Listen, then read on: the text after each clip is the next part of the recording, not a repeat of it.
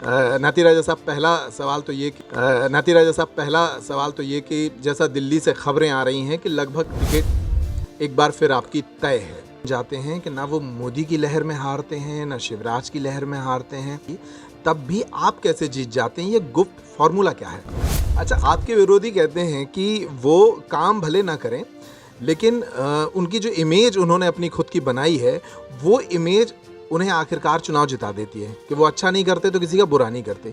ये इस बात की धारणा आपने भी सुन रखी है अपने बारे में? पत्नी रानी साहब क्षेत्र में जब दौरे कर रही थी, उन्होंने एक पॉइंट उठाया था कि उनके राजनगर विधानसभा क्षेत्र में बहुत शांति और सौहार्दपूर्ण माहौल रहा करता था। चुनाव में एक आध महीने मतभेद हुआ करते थे लेकिन फिर शांति हो जाती थी। पिछले कुछ वर्षों में हमारे यहाँ द्वेष फैला है, जातिवाद फैला है, नफरत फैली है। क्या संदर्भ है उनकी बात का? आपका इशारा अरविंद पटेरा की तरफ है। जिला छतरपुर में हर कोई जानता है कि किसने क्या किया। वर्तमान में क्या परिदृश्य देखते हैं? आपकी सीधी फाइट तो अरविंद पटेरा के साथ बन रही है क्योंकि भाजपा ने उन्हें घोषित कर दिया है। आपका भी नाम शायद 3-4 दिन में घोषित हो सकता है। मामूली अंतर से अरविंद पटेरा चुनाव हारे थे। इस बार क्या स्थिति बनती दिख रही है? इस बार तो खबर ये है कि तमाम सर्वे बता रहे हैं कि शायद प्रदेश में कांग्रेस की सरकार बन रही है। भारतीय जनता पार्टी डेवलपमेंट का बहुत बड़ा क्रेडिट लेती है आपके विधानसभा क्षेत्र में करने का। अच्छा, कांग्रेस की बात कर लेते हैं। कांग्रेस लगातार आपको टिकट दे रही है, आप चुनाव जीत रहे हैं, लेकिन हर बार ऐसी परिस्थितियां निर्मित हो जाती हैं कि कांग्रेस के भीतर से ही आपके विरुद्ध एक बड़ा विरोध शुरू हो जाता है। इस बार शंकर प्रताप सिंह नाराज हैं।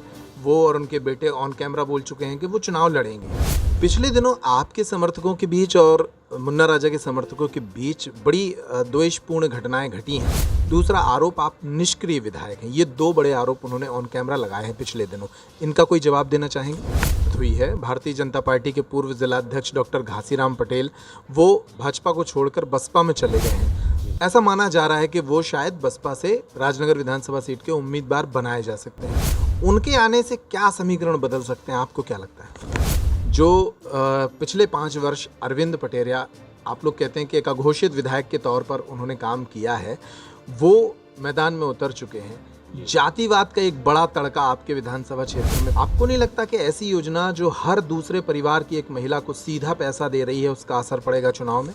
कुछ ऐसे काम आपके कार्यकाल के दौरान के जिन्हें आपने स्वीकृत कराया हो और उनका क्रेडिट बीजेपी ले रही हो, वो ऐसे कुछ काम जो बताना चाहते हैं? लेकिन भाजपा के बैनर, पोस्टर और पैम्फलेट में या उनके प्रचार अभियान में ये सारे क्रेडिट जो हैं वो अरविंद पटेरा के नाम पे जा रहे हैं। देखिए, अंत में स्थिति कुछ भी बने, चुनाव हम ही जीतेंगे, ये मुझे पूरा भरोसा है।